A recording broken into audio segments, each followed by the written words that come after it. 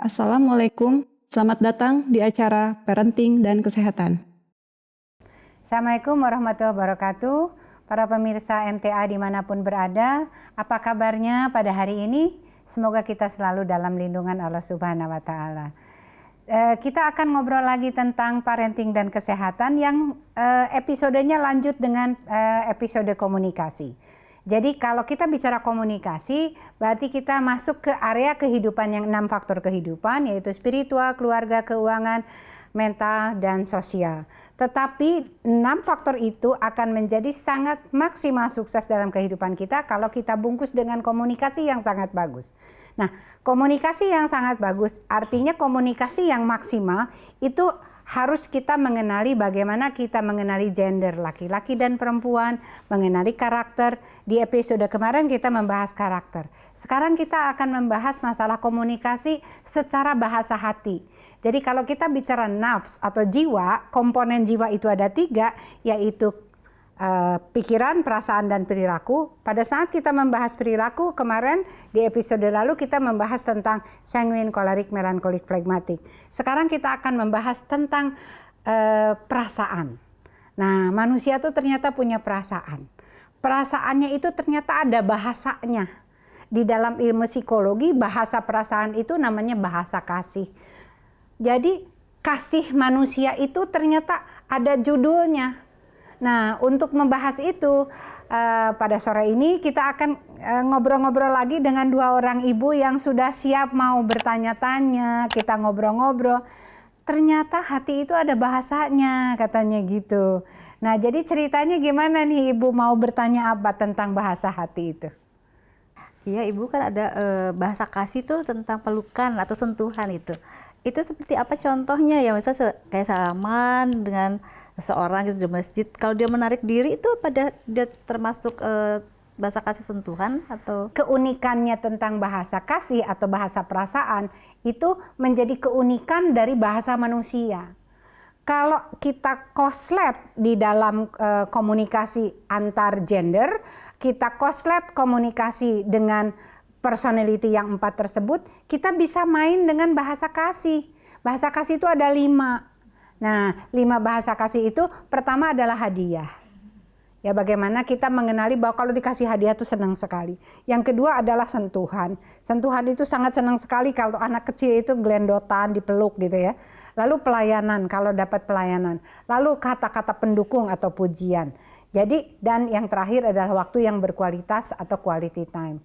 Nah, dari kelima ini, sebetulnya ini kita bisa tanyakan kepada diri kita. Kita yang mana? Posisinya persis seperti ini nih. Ada yang paling tinggi, ada yang kedua, ada yang ketiga, ada yang keempat, ada yang kelima. Selalu dominannya ada 2. Nah, kalau kita bisa komunikasi dengan dominasi perasaan ini, maka mulai terjadi komunikasi yang indah. Nah, sekarang kita jelaskan bagaimana komunikasi satu-satu ya. Umpamanya pertanyaannya gini, Ibu lebih suka dipeluk atau dikasih hadiah? Kasih hadiah. Lebih suka dikasih hadiah atau ditemenin? Ditemenin. Lebih suka ditemenin atau dilayanin? Ditemenin. Lebih suka ditemenin atau didapat kata-kata pendukung, dipuji? Kata-kata pendukung. Dari 5 ini mana yang paling dominan? Kata pendukung atau ditemenin? Ditemenin. Jadi sebagai manusia, kalau ada temen, ditemenin, apalagi sama pasangan, itu membahagiakan sekali. Tanpa kata-kata keluar pun, asal ditemenin, itu sudah sangat membahagiakan. Jadi kita bisa berbicara dengan bahasa, bukan bahasa lisan, tetapi cukup orangnya nemenin, nggak pakai bicara apa-apa pun kita bahagia. Nah, itu salah satu bentuk bahasa kasih, itu terselubung, tidak kelihatan. Gitu. Nah, pertanyaan itu mungkin juga bisa kita balik lagi ke diri kita sendiri, terus kita tanya ke pasangan kita. Pasangan kita sukanya apa? Gitu. Nah, contohnya lagi umpamanya gini, ya lebih gamblang. Yang bahasa kasihnya hadiah, itu hati-hati nih. Kita mulai kenali, oh bahasa kasihnya hadiah. Pertama, dia senang sekali menerima hadiah. Yang kedua, suka minta oleh-oleh. Nah, coba ingat-ingat, siapa anak kita, siapa sahabat kita, saudara kita, kalau ketemu, katanya kamu habis dari Jogja, oleh-olehnya mana? Nah, ingat ya, orang yang berani minta oleh-oleh adalah bahasa kasihnya hadiah. Itu enggak apa-apa, boleh. Karena itu buat dia cinta sama dengan oleh-oleh. Cinta sama dengan diberi hadiah gitu ya.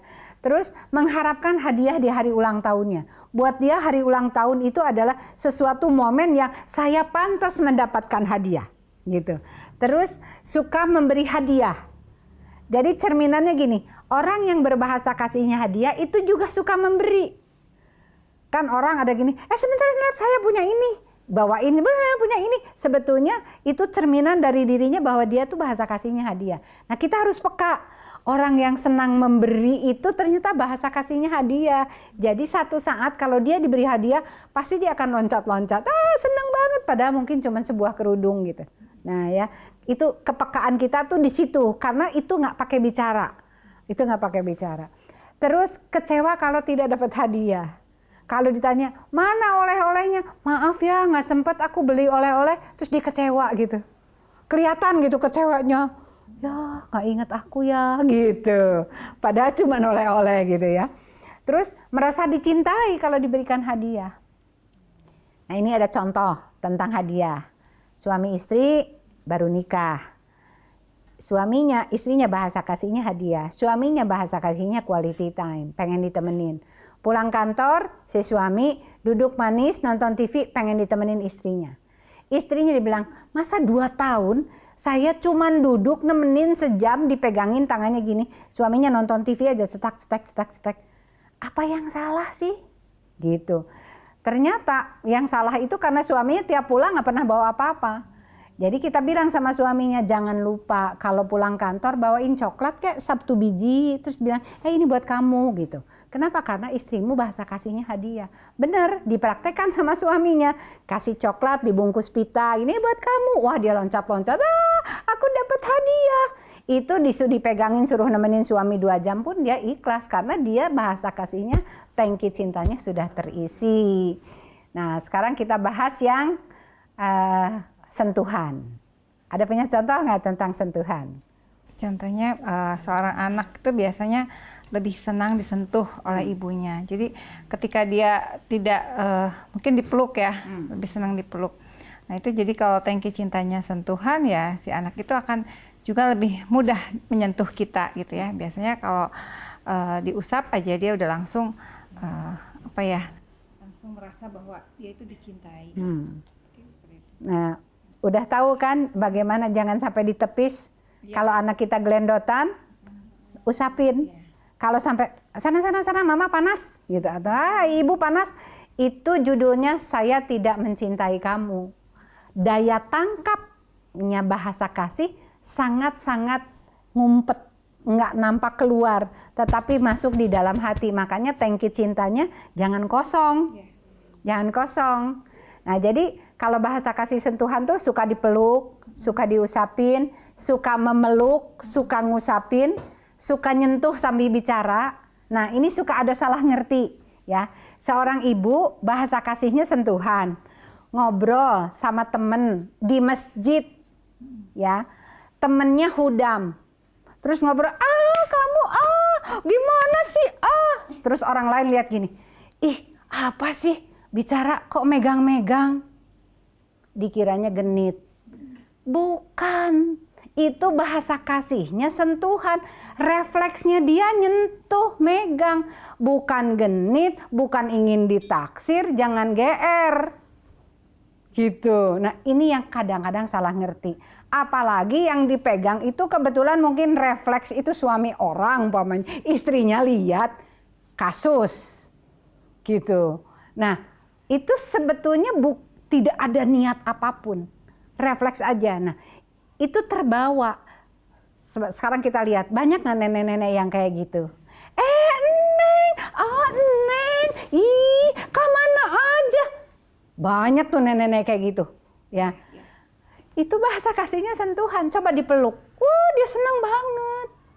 Gitu. Jadi artinya bahasa kasih itu bukan yang negatif terus konotasi negatif. Nah, banyak sekali orang akhirnya mengartikan itu konotasi negatif. Jadi lucunya semua kemarahan untuk orang yang berbahasa kasih sentuhan itu begitu dipeluk sembuh. Ya, terus bahasa kasih pelayanan. Nah, punya contoh? Menyiapkan minum, menawarkan mau dibikinin apa, mau dibikinin teh, mau dibikinin minum, mungkin itu ya pelayanan, disiapin pakaiannya dan lain-lain. Jadi kalau untuk pasangan ya disiapin pakaian, salah satu bentuk pelayanan, disiapin sarapan, dilayani apa yang dia butuhkan. Bisa dibedakan nggak kebutuhan gender sama bahasa kasih pelayanan? Bisa ya. Kalau misalkan pelayanan itu dia lebih kalau gender kan memang kebutuhan laki-laki itu diservis oleh perempuan. Tapi kalau pelayanan hanya sekedar ditawarin aja udah cukup sih buat si pasangan tersebut. Saya mau dibikinin apa hari ini gitu. Itu pun. Jadi betul, ada suami yang bahasa kasihnya pelayanan sama ada suami yang bahasa kasihnya pujian. Pada saat dilayani dia biasa aja. Disiapin apanya, dia biasa aja. Dia tidak respect terhadap apa yang dilayankan istrinya karena dianggapnya itu kewajiban. Tapi kalau bahasa kasihnya dia pelayanan, begitu tidak dilayani dia sakit hati. Kemana anduk saya ya gitu? Kok saya nggak disiapin ya anduknya sama istri? Loh, sendalnya mana? Dipertanyakan. Nah, jadi kita mulai mengenali ya. Oh, ini kebutuhan gender, ini tentang personality, ini tentang bahasa kasih. Ketiga ini merupakan paket komunikasi di dalam rumah tangga kita sama anak-anak kita dan lingkungan yang selanjutnya. Sekarang kita lihat lagi tentang bahasa kasih kata-kata pendukung. Punya contoh? Pujian? Pujian? Mensupport ya, tidak mengkritik. Oke, mensupport tidak mengkritik. Tolong dicatat tuh ya. Mensupport tidak mengkritik. Kenapa? Karena tidak ada yang mau dikritik. Tidak ada yang mau dikritik. Kritik selalu menyakitkan. Tidak ada pernah kritik yang namanya membangun. Nah, untuk seseorang yang bahasa kasihnya pujian, kritik itu seperti pembunuhan. Jadi pengkritik buat dia adalah musuh terbesarnya. Hati-hati kalau kita punya pasangan, bahasa kasihnya pujian. Nah, pada saat pujian dibutuhkan oleh suami yang bahasa kasihnya pujian, gender butuh respect plus bahasa kasihnya pujian, tiba-tiba istrinya melankolik sempurna yang penuh kritik, penuh ngoreksi. Mas, itu tulangnya tidak ditaruh di meja. Mas, makannya harus dipakai elap, dielapnya jangan pakai baju. Seluruh tata krama melankolik dibawa pakai bahasa kasih melankolik, bahasa kasihnya pelayanan dengan ketertiban melankolik, sementara suami sanguin bahasa kasihnya pujian. Artinya seumur hidup suami tangki cintanya kosong, si istri tangki cintanya kosong. Disitulah mulai terasa bahwa suami istri hubungannya menjadi hambar. Yang ada adalah sebuah kritikan yang selalu hadir tiap hari di dalam rumah tangga itu sendiri. Nah, itu hati-hati, bahasa kasih pujian adalah pengkritik menjadi musuh utamanya. Ya, siapapun itu, enggak suami, enggak istri, enggak anak, pokoknya seseorang yang mengkritik dirinya adalah musuh utamanya. Itu bahasa kasih pendukung. Tapi dia juga bisa mengucapkan memuji, umpamanya gini, kamu cantik banget pakai baju ini. Ingat, orang yang mudah memuji itu bahasa kasihnya juga pujian. Jadi kita gampang ya ngenalinnya ya gini, kamu lucu deh, bajunya keren. Nah, ingat dia juga bahasa kasihnya pujian. Jadi kita bilang, kamu juga bagus bajunya. Sesuatu yang sebetulnya wajar sekali untuk diucapkan, jangan pelit untuk mengucapkan hal-hal yang positif. Kita malah sering lihat gini, ini orang kerudungnya mencong, yang kelihatan yang negatif aja dari mata kita. Nah, ini kita belajar mengeliminir bagaimana negatif itu jangan ada di pikiran kita. Ingat, jiwa terdiri dari pikiran, perasaan, perilaku. Input negatif di pikiran berdampak kepada perasaan yang negatif, bahasa kasihnya keluar yang negatif, yang ada celaan, masuk di kolerik sanguin yang bunyi. Wow, itu udah menjadi pribadi yang nyebelin aja di dunia. Nah ya, oke, kita lanjut ke waktu yang berkualitas. Banyak sekali pasangan yang suaminya sangat pekerja keras sampai menghabiskan waktu panjang, jam 10 malam baru pulang, dan itu udah menjadi cerita yang biasa. Istrinya membutuhkan waktu yang berkualitas. Pada saat si istri di rumah mendambakan waktu yang berkualitas, suami justru bahasa kasihnya pujian. Di sini mulai timbul koslet nih. Ya, artinya si suami mendambakan setiap pulang itu gini, aduh kamu hebat sekali ya, rajin banget. Setiap pulang sampai jam 10 malam, pasti karirnya tambah bagus. Harapan suami, istri bilang gitu. Sementara istri boro-boro mikir pujian, yang ada, kapan suami saya punya waktu, saya pengen ke rumah sakit ditemenin. Saya pengen ke supermarket ditemenin. Cuman ditemenin aja kok, minum kopi kayak me time gitu, berdua gitu. Nggak ada waktu. Nah, mulai tangki cinta masing-masing menjadi kosong. Komunikasi menjadi terputus. Nah, itu dari bahasa kasih pelayanan.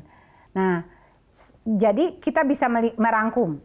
Ada bahasa gender, perbedaan gender, ada kepribadian, dan 5 bahasa kasih.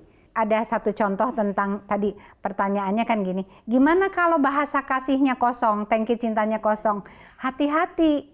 Kalau pasangan suami istri bahasa kasihnya kosong, tangki cintanya kosong, diisi orang lain yang tanpa sengaja. Contoh ya, nih contoh sederhana sekali. Suami bahasa kasihnya pujian, istri bahasa kasihnya pelayanan.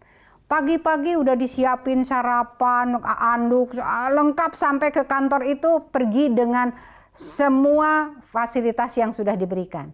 Si suami merasa saya udah mandi, udah seger, udah pakai jas, udah keren, udah pakai dasi yang matching. Istri saya cuek aja tuh, nyiapin piring aja yang ada. Bertahun-tahun, tangki cintanya kosong. Dia butuh cuman bilang, masih ganteng ya mas. Sampai di kantor, ada office girl, tidak sengaja mengatakan, ih bapak bajunya matching. Nggak niat apa-apa, cuman bilang bajunya matching. Mungkin jasnya, dasinya sama bajunya. Karena tangki cinta itu kosong, maka pujian yang dari seseorang yang dari antah berantah itu mengisi tangki cinta yang kosong bertahun-tahun penuh langsung. Wanita itu menjadi paling cantik di dunia. Nah, ada contoh lagi. Seorang multimilioner meninggal. Di kuburan banyak yang nangis dari yayasan ini, yayasan ini, yayasan ini, dari terus semua orang berterima kasih sama istrinya, sama anaknya. Mengatakan bahwa ibu, bapak itu orangnya dermawan, bapak itu orangnya luar biasa baik. Wah, semua pujian. Istrinya sama anaknya lihat-lihatan gini. Kok kita nggak kenal sama orang yang diucapkan tadi ya? Itu benar yang diucapin tuh ayah kamu. Karena apa? Si ibu bahasa kasihnya quality time, nggak pernah dapat waktu suami. Suami yang bahasa kasihnya pujian, dengan kedermawanannya dia mendapat respect dari semua orang itu dan dia nyaman. Jadi rumah tangga di kondisi seperti keadaan yang berbeda. Si istri sama anak tidak mengenal siapa sosok suaminya sebenarnya. Si suami merasa tidak nyaman di rumah. Tapi dengan prestasi yang bagus. Nah, itu yang bagus. Jadi tangki cinta keisi oleh lingkungan yang besar. Si istri sementara nggak keisi, tapi dia tidak mengenal siapa sih suami saya. Kok bisa dikagumi oleh banyak orang? Itu ayah kamu tuh yang dermawan sedemikian rupa. Karena ayah kamu nggak pernah cerita. Kenapa nggak pernah cerita? Karena si istri hanya butuh waktu. Dia tidak pernah bisa memuji suaminya. Katanya kamu gini. Enggak, buat dia kenapa sih? Kan itu mah tugas kamu. Menjadi orang yang hebat. Nah, miskomunikasi nampak kecil tapi berdampaknya besar, itu sangat tidak baik di dalam hubungan komunikasi rumah tangga kita gitu. Nah, jadi kembali ke 5 bahasa kasih tadi, masih ingat? 1, hadiah. 2, sentuhan. 3, pelayanan. 4, kata-kata pujian. 5, waktu yang berkualitas. Coba sekarang praktekkan. Saya yang mana ya? Diingat-ingat. Kalau sudah ketemu saya yang mana, coba itu ucapkan pada pasangan. Pak, bahasa kasih aku tuh adalah sentuhan loh. Ternyata aku tuh pengen kalau lewat tuh diusapin gitu, dicolek gitu, gitu. Atau salam, cium gitu. Apa kek sesuatu yang tersentuh. Ternyata anak juga sama, gelendotan. Itu juga jangan ditepis. Yang jangan lupa adalah kalau bahasa kasih pujian, itu paling rawan. Bahasa orang yang bahasa kasihnya pujian sangat rawan terhadap kritikan.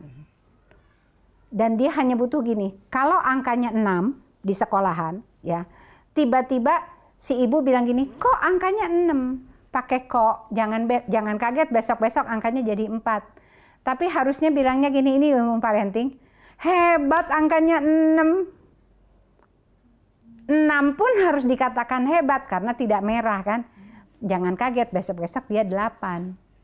Nah itulah gunanya kita bermain dengan bahasa kasih. Menempatkan kata-kata yang pas dengan vocabulary yang pas. Sehingga potensi orang itu betul-betul menjadi tumbuh gitu. Kan kita butuh pertumbuhan kepribadian kita. Gitu ya ibu-ibu. Waduh, ini waktunya habis lagi ya, nggak kerasa ya. Pemirsa MTA, hari ini kita bicara tentang bahasa kasih. Artinya apa? Di perasaan manusia itu ternyata ada bahasanya, nggak sembarangan bahasa gitu ya. Ini sebetulnya untuk menjalin komunikasi yang baik, komunikasi yang indah. Ingat bahwa komunikasi adalah merupakan rangkaian manis dari kehidupan kita. Pertanyaannya kita mau merangkai kenangan manis dengan siapa? Nah, oke, untuk episode yang akan selanjutnya kita tetap akan membahas masalah komunikasi, mungkin dengan etika komunikasi dan lain-lain. Sampai jumpa lagi di episode yang akan datang. Assalamualaikum warahmatullahi wabarakatuh.